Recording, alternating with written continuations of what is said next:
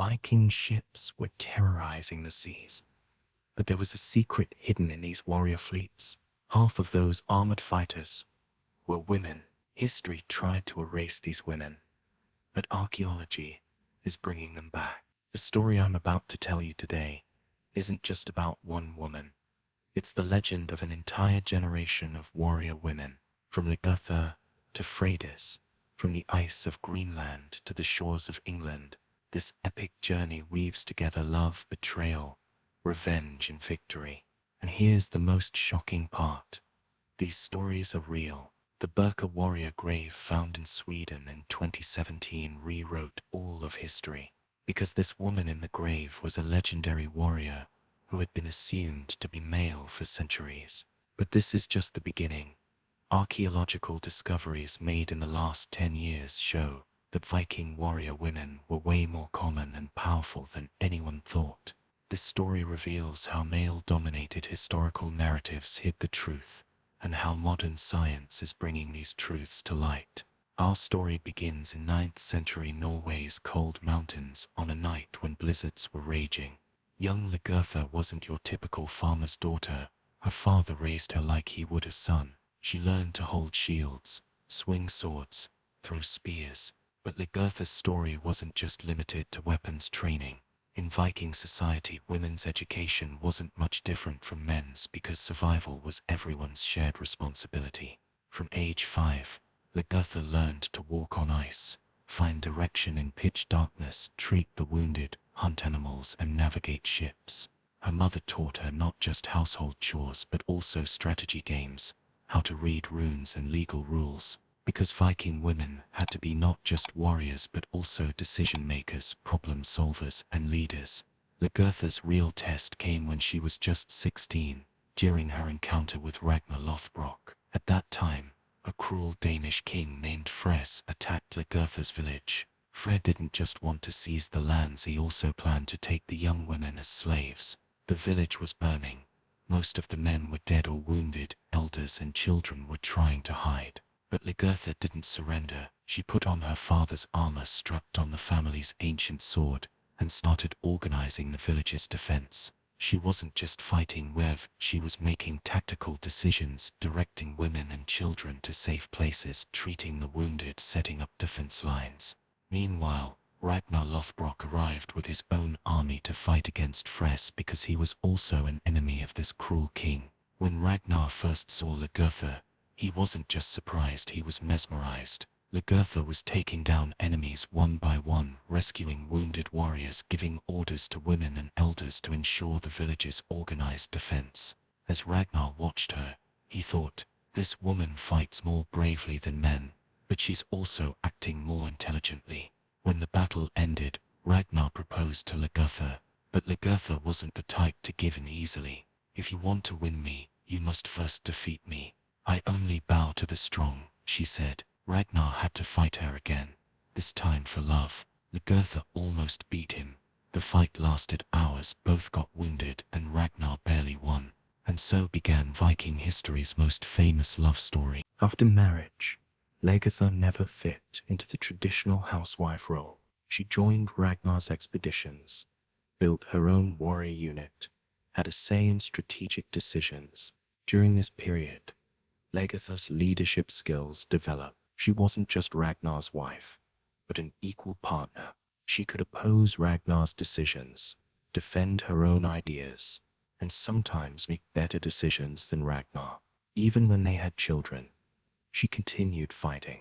She went to battle, carrying her son Björn on her back, because in Viking society, motherhood didn't conflict with being a warrior. This was considered normal, because women being warriors was a deep-rooted part of tradition. At the same time, on the other side of the Atlantic Ocean, in Greenland's icy lands, another legendary female warrior was born, Freydis Eriksdotter, but her story is even more complex and dark. Her father, Erik the Red, wasn't just an explorer who discovered Greenland, he was also exiled from Iceland, forced to flee because of blood feuds, a controversial figure. Her brother Leif Erikson was the man who would discover America, but also much more diplomatic and peaceful than his father. Freydis was different from both Norse, more ambitious, more ruthless, more dangerous, but also more determined and visionary. As a child, Freydis didn't play normal games. She made detailed models of Viking ships, developed war strategies, drew maps, trained with real swords with her brothers. She developed not just physical strength, but mental sharpness too. She learned math because she needed to do trade calculations, astronomy because she needed to navigate at sea, law because she needed to resolve disputes, languages because she needed to communicate with different cultures. Her mother worried, "My daughter is growing up too hard. She has no interest in normal women's work." But Eric the Red was proud. "This girl will be the future of my lineage. She won't be a normal woman. She'll be a leader." The reason Eric showed special interest in Freydis was that she had different abilities from his other children. Freydis wasn't just strong, she could also think strategically, take risks, make tough decisions. Eric trained her specially: seamanship, trade, war tactics, leadership, diplomacy. By age 15, Freydis had become a more equipped warrior and trader than most male Vikings. In 1004, when Leif Erikson organized the second major expedition to the colony his brother Thorvald had established in America, Vinland, Freydis wanted to join. But Leif initially objected. "America is wild, dangerous, the natives are hostile, the climate is harsh, finding food is difficult, it's not suitable for women." Freydis got angry. "I'm your sister, the same blood has courage. If you can go to America, why can't I? Besides, I'm not just a woman, I'm also a warrior." Finally, Leif was convinced, but he had conditions. Freydis had to prepare her own ship, her own crew, her own supplies. This was actually to test Freydis's leadership ability. Freydis accepted this challenge and became one of the first European women to set foot in America. But things in America didn't go as planned at all. The climate was even harsher than Greenland's. Conflicts broke out with natives, disagreements among Vikings grew, food became scarce, diseases spread. Freydis showed her true character here.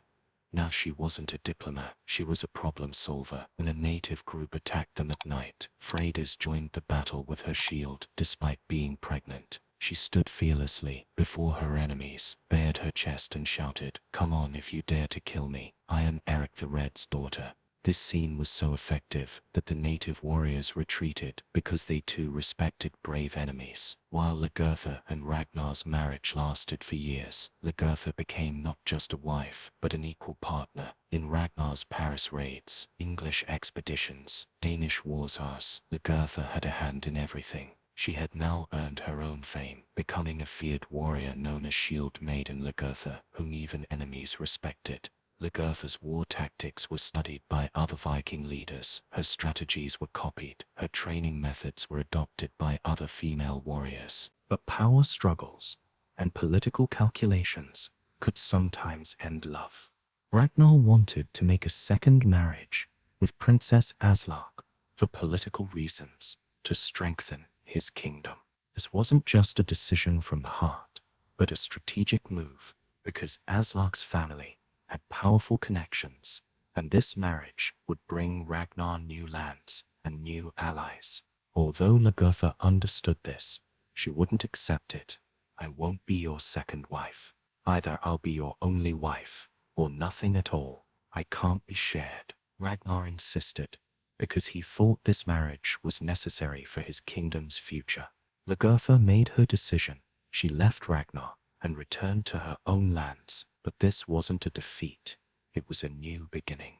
Lagertha established her own kingdom, and this process wasn't easy.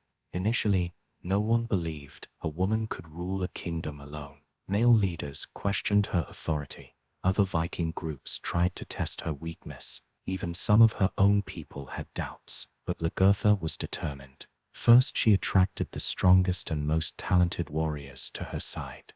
This wasn't easy, because male warriors usually preferred male leaders. But Lagertha didn't just promise them leadership, she also promised justice, equality, prosperity.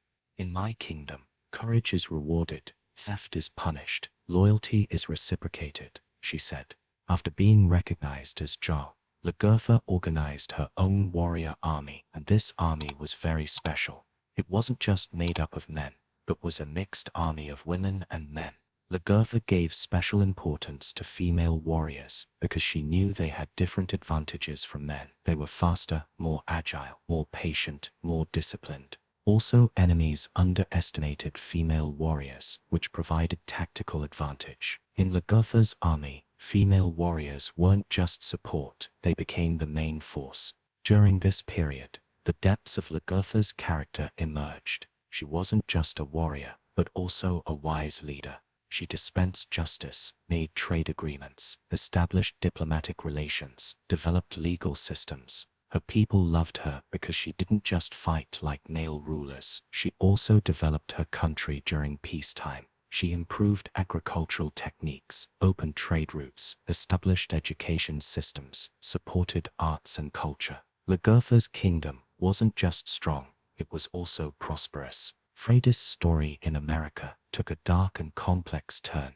In addition to climate difficulties, food became scarce, diseases spread, conflicts with natives intensified, power struggles among Vikings grew. Freydis began making increasingly harsh decisions to consolidate her leadership position and guarantee the colony's survival. She believed difficult situations required tough decisions and left no room for emotion when making these decisions. Freydis formed a partnership with two Icelandic brothers, Helgi and Finnbogi, who had joined the America expedition. This partnership initially provided mutual benefit. They combined resources, shared risks, used labor more effectively, but disagreements arose over time. Helgi and Finnbogi took a more conservative approach. They wanted to make peace with natives, stay in safe areas, not take big risks. Freydis adopted an aggressive approach. She wanted to explore new lands, seize riches, establish Viking dominance. When disagreement arose, Freydis chose the forceful solution over diplomacy. Rather than wait for the situation to get out of control, she decided to act proactively. At midnight, she attacked Helgi and Finnbogi's camp. But this wasn't just a sudden outburst of anger, it was a calculated move. Freydis sent her male warriors against Helgi and Finnbogi's male crew, and they were killed. But no one touched the women, because according to Viking laws, killing women was a great sin, cursed and carried severe penalties. Freydis solved this problem in her own unique way. If you can't do it, I will. This responsibility is mine, she said, killing the women with her own hands. This incident made Freydis both a feared and hated figure, but she wasn't sorry. On the contrary, she believed her pragmatic behavior was necessary. Leadership sometimes requires making ruthless decisions. Weak leaders are merciful, but their people die. Strong leaders are harsh, but their people live, she said.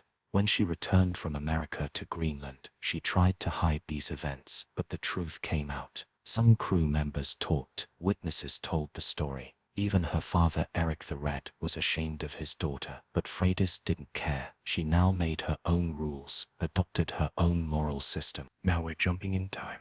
The year 2017. Near the city of Birka, in Sweden, archaeologists from Uppsala University are re-examining an old grave found in the 1880s using modern techniques. This grave has been recorded for 137 years as belonging to Björn the Warrior, a high-ranking Viking warrior. Because of the weapons, armor pieces, war tools, and even strategic game pieces found inside, it was clearly evaluated as the grave of an important military leader. The grave's contents were truly impressive.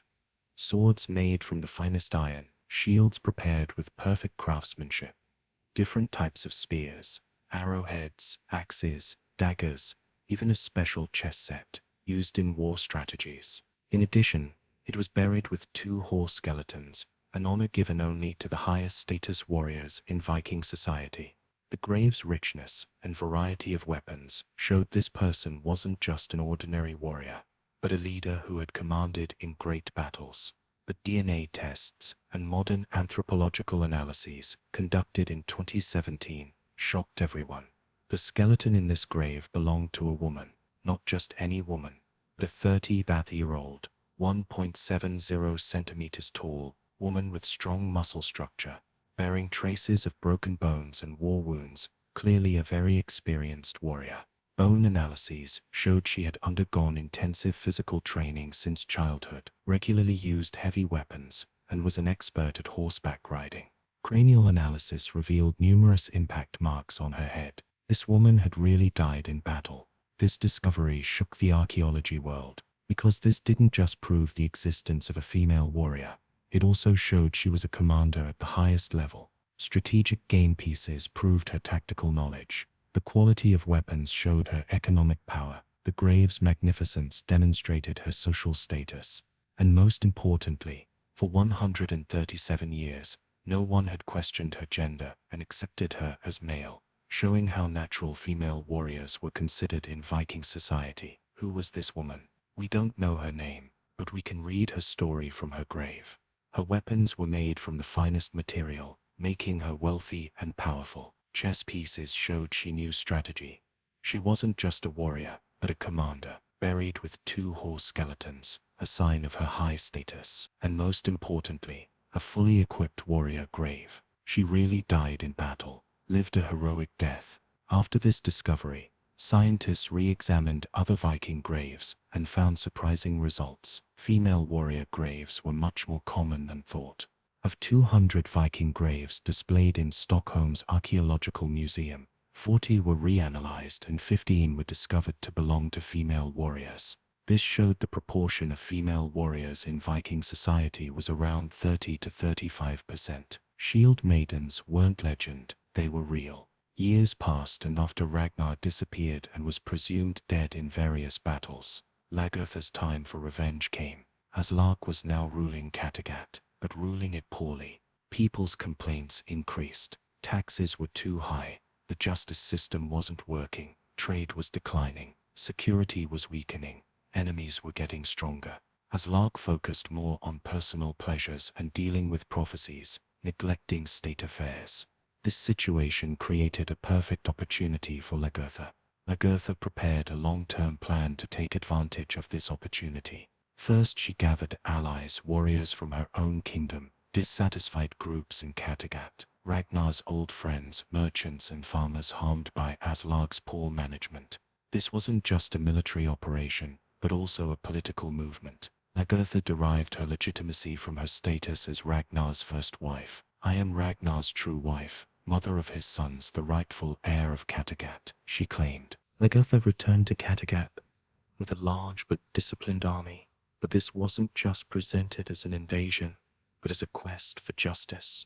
Most of the people supported Lagertha because they saw her as a better leader and were tired of Islang's rule. Lagertha acted strategically. First, she surrounded Kattegat, then offered peaceful transition. "If Islang withdraws voluntarily, I guarantee her safe passage," she said. Islang wanted to resist but realized she couldn't win. Most of her army had switched to Lagertha. She had no public support. Her allies had abandoned her, but Islang wasn't the type to give up easily either. She requested one final meeting to speak face-to-face with Lagertha. The final confrontation between the 2 women became one of the most dramatic moments in Viking history.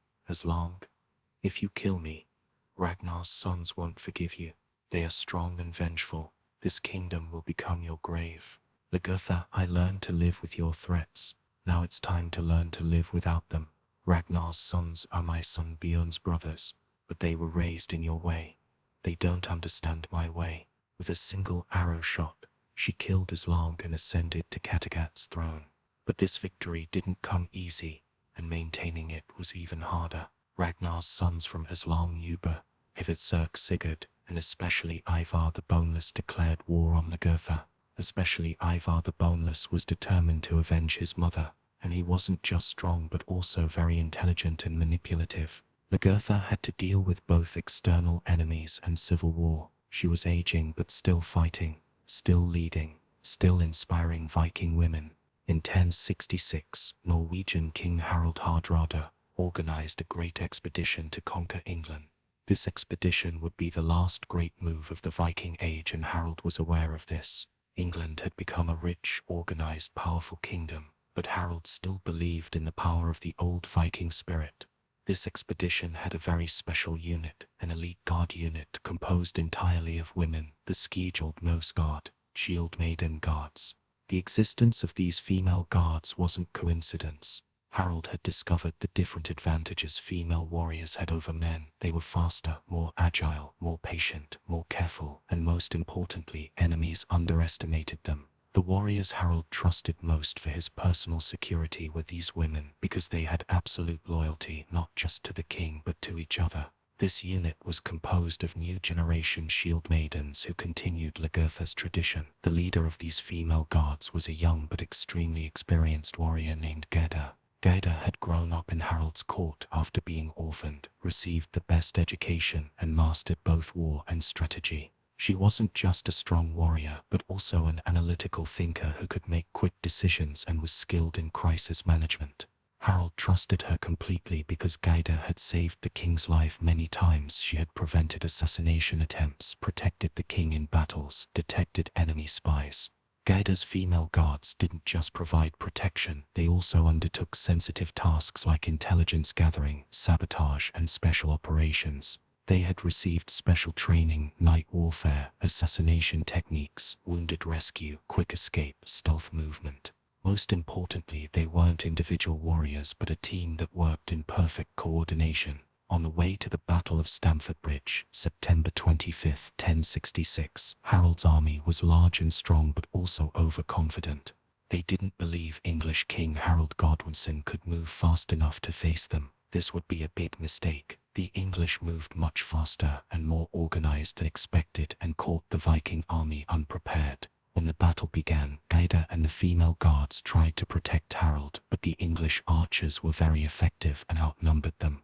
Viking war tactics, close combat, shield wall, berserker attacks, were inadequate against the English long-range arrow attacks. Harald was hit by an arrow and died, throwing the army into great panic and confusion. Gerda had to make a leadership decision at this critical moment. They could retreat and survive or continue the Viking tradition by making a final attack. Gerda made her decision: if we retreat after our king dies, Viking honor dies with him. But if we fight to the end, the Viking spirit will live forever. She launched the final attack with her female guards, charging into English lines. This became the last great battle of Viking female warriors in history. Gerda and most of her guards died, but their brave last stand made the Viking tradition legendary. Even English chroniclers praised the courage of these female warriors. Harald's death and this battle officially marked the end of the Viking Age, but the legacy of Viking female warriors became immortal. Excavations in Scandinavia from the 2010s onward have found more evidence showing Viking female warriors were real, and each new discovery has changed our understanding of history even more. These discoveries aren't coincidental. They're the result of developments in archaeological methodology and the spread of feminist historical understanding. Now archaeologists examine graves without sexist prejudices. DNA tests have become routine. Bone analyses are done in much more detail. In 2019, at the Solør cemetery found in Norway, 12 female warrior graves were discovered all at once. These graves are very special because they all show they died in the same period, in the same battle. Bone analyses reveal these women died on the same day with similar wounds. This is evidence of an organized female warrior unit. The weapons found in the graves are also very diverse: swords, spears, axes, arrows, shields. But the most interesting finds are the seals and jewelry found among them. These women weren't just warriors, but also from the ruling class. In 2021, the situation at the Repton cemetery found in Denmark was even more surprising. Female warriors buried here with the Viking army received completely equal treatment with male warriors. Grave layout, weapon distribution, jewelry quality. There's no gender discrimination in any of them. This shows how naturally women were accepted in Viking military culture. The most surprising discovery was made in Iceland in 2023. At the Þórsmörk settlement, found near Reykjavik, a Viking settlement composed only of women was discovered. The women living in this settlement did both farming and warfare. They raised their children, while also keeping themselves ready for defense. Archaeological findings show these women formed a completely independent community, living without male support. DNA analyses give even more interesting results. The proportion of women participating in Viking expeditions was around 30 to 40%. This is a much higher rate than the male-dominated narrative of history suggested. Female warriors on Viking ships weren't just exceptions, they were an important part of the army. Also, it's understood that most of these women were motherhood, and being a warrior didn't conflict in Viking society. Bone analyses also provide very detailed information. It emerges that Viking female warriors were women averaging 1.65-1.70 cm tall, with strong muscle structure, who had undergone very hard training. They have fracture marks, sword wounds, arrow wound traces on their bones. Also, nutritional analyses show they were well fed with protein, meaning they belonged to the warrior class. So how did Viking women become such strong warriors? The reason lies hidden in Viking society's deep-rooted culture and systematic educational understanding. Gender equality in Viking families wasn't just theoretical but practical. Girls also received war training, like boys, because survival was everyone's shared responsibility. The Viking education system started from ages 5–6 and was very comprehensive. Children first learned basic survival skills: walking on ice, finding direction in pitch darkness, treating the wounded, hunting animals, fishing, seamanship. This education made no gender distinctions because everyone in Viking society had to have these skills. Physical education was also very systematic. From ages 7–8, children started training with wooden swords. At 10–12, they trained with real weapons, but in lighter versions. At 14–16, they worked with full-weight weapons. At 18, they were accepted as adult warriors. But it wasn't just physical education. Mental education was also very important. Viking women played strategy games, learned war tactics, developed leadership skills. A strategic game called Hunfatatafite was taught from childhood because this game simulated war tactics. They also learned rune writing, did mathematics, knew astronomy, because this knowledge was necessary for navigation and trade. Strong female figures were also very important in Viking mythology. Valkyries, warrior goddesses, who carried heroes who died in battle to Valhalla. Frigg, Odin's wife and goddess of war. Freyja, goddess of love and war. These figures weren't just mythological, they were also role models. Viking girls were encouraged to be like these goddesses. The legal status of women in Viking society was also almost equal to men. Women could own property, engage in trade, file lawsuits, request divorce. If their husbands died, they could take their place, manage inheritance. This social status supported and normalized women being warriors. Most importantly, female warriors were sanctified in Viking religious belief. If a woman died heroically in battle, she was accepted directly into Valhalla like male warriors. This was exactly the same honor as male warriors. For Viking women, being a warrior wasn't just a profession, but a sacred duty and social status. How are Viking female warriors shown in modern films and series? Lagertha in the Viking series is very popular, but how realistic is it? Hollywood and television usually exaggerate and romanticize. Female warriors are always very beautiful, very sexy, perfectly made up, killing dozens of enemies without ever getting hurt, always being heroes in dramatic scenes. Real Viking female warriors were very different and more realistic. They weren't competing in beauty contests, they were trying to survive. They got wounded, got dirty, aged, sometimes lost, sometimes died. But this didn't make them less impressive. On the contrary, it made them more impressive because they were real people fighting real struggles. Archaeological findings show Viking female warriors were women averaging 1.65–1.70 cm tall, with strong muscle structure, who had undergone very hard training, bronzed by the sun, grown up in very harsh living conditions. They have fracture marks, sword wounds, arrow wound traces on their bones. Their teeth show wear marks because they ate hard foods. This shows they weren't warriors just for decoration, but really fought face to face with death. The biggest difference is in mentality. Female warriors in Hollywood are usually characters trying to prove themselves in a man's world, constantly struggling with discrimination, criticized for doing men's work. But real Viking female warriors came from a society where they already had equal rights. They weren't proving themselves to anyone, they were just playing the role they were born into, meeting social expectations. Hollywood also usually shows Viking female warriors as individuals acting alone, individual heroes. In reality, they were warriors who worked as teams, were part of organized groups, connected to each other. Viking war tactics were based not on individual heroism, but on group coordination. Another misconception created in modern pop culture is the idea that Viking female warriors were constantly competing with men.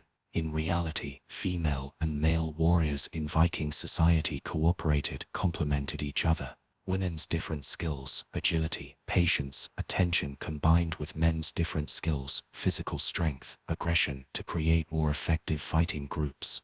Lagertha's story also eventually comes to an end, but this end is a dramatic finale that shapes the future of Viking female warriors. She's aging, but still fighting, still leading, still mentoring young female warriors.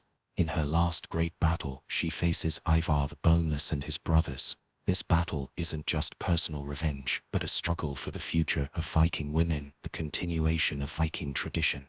Before the battle, Lagertha gives her final speech to young female warriors: "After I die, you will continue." Viking women never surrender, never give up. Our strength isn't just in our swords, but in our character, our will, our loyalty to each other. A shield maiden dies, but the shield maiden spirit never dies. In the final battle, Lagertha is old but still strong, still capable of strategic thinking, still an inspiring leader. While giving tactics to young warriors, she also fights in the front lines herself. She takes down enemies, protects her comrades, leads until her last breath. Despite her age, she's still agile, still technically perfect, still fearless. Her death is as legendary as her life. She's hit by enemy arrows, but doesn't fall, continues swinging her sword. She loses blood, but doesn't stop fighting. Even in her last moment, she's not looking at her enemy, but at her own warriors, giving them her final orders. She dies standing, sword in hand, shield in front, eyes open. Lagertha's death becomes a turning point for Viking female warriors. She's no longer just a human, but becomes a symbol. Her story inspires other women, guides future generations, becomes the representative of female power in Viking culture. Even after her death, Be Like Lagertha becomes the highest praise for Viking women. The legacy of Viking female warriors still lives powerfully today, and this isn't just nostalgic remembrance, but an active force in shaping modern society. Scandinavian countries, Norway, Sweden, Denmark, Iceland, are among the world's most progressive countries regarding women's rights, and this isn't coincidence. This is the direct continuation of Viking tradition, female power being embedded in societal DNA. Modern archaeology and historical science show that female warriors were systematically erased, ignored, or misidentified as male throughout history in male-dominated narratives. But DNA technology, advanced bone analysis, and objective scientific methods are revealing the truth. Women always fought, led, shaped society, made decisions. These just weren't recorded or were misinterpreted. Lagertha, Freydis, the Birka warrior, Gaida, and countless nameless Viking female warriors teach us this strength. Courage, leadership come not from gender, but from character. Courage, loyalty, justice, strategic thinking, resistance to difficulties. These aren't male or female traits, but human traits. Viking society understood this 1,000 years ago. Every woman fighting for women's rights in the 21st century is actually continuing the tradition of Viking shield maidens. Women seeking equality in the workplace, women leading in politics, women pioneering in science, women bringing innovation in arts and culture. They're all raising Lagertha's shield, just in different battlefields. Even the modern feminist movement can learn from Viking female warriors. Viking women didn't define themselves against men, didn't try to be accepted in a man's world. They knew their own values, their own strengths, their own ways. They fought not to beat men, but to be themselves. And perhaps the most important lesson is this: history always tells the story of winners, the powerful, those in power. But science, archaeology, objective research reveals the truth. The story of Viking female warriors is proof of how erased stories can return, how forgotten heroes can be rediscovered. Today, all over the world, in every culture, women are still fighting for equality, for justice, for freedom, for future generations. And each one has a shield maiden spirit inside. Maybe she doesn't carry sword and shield, but the same courage, same determination, same leadership is there. Viking female warriors died, but their legends live on. And with every new archaeological discovery, every new DNA test, every new historical research, their story becomes stronger, more confirmed, more inspiring. The shield maidens have returned, and this time no one can erase them from history. I hope this story taught you something, not just about the past, but about today and the future too. Who is the warrior woman inside you? What values do you fight for? In what situations do you need Lagertha's courage, Freydis' determination, the Birka warrior's strength when facing challenges? And most importantly, what legacy will you leave for future generations? Tell us in the comments. Do you think Viking female warriors really existed? What connection do you see between the modern women's rights struggle and the Viking shield maiden tradition? In what situations in your own life do you need to act like a warrior? If you love these kinds of deep history stories, strong female characters, archaeological discoveries, don't forget to subscribe and turn on notifications. Next week I'm going to tell you about the secret strategies behind Cleopatra's political genius. And spoiler alert, everything you know about her beauty might be completely wrong. Her real power was something totally different. The spirit of the shield maidens lives on. What about your warrior spirit? Has it awakened too?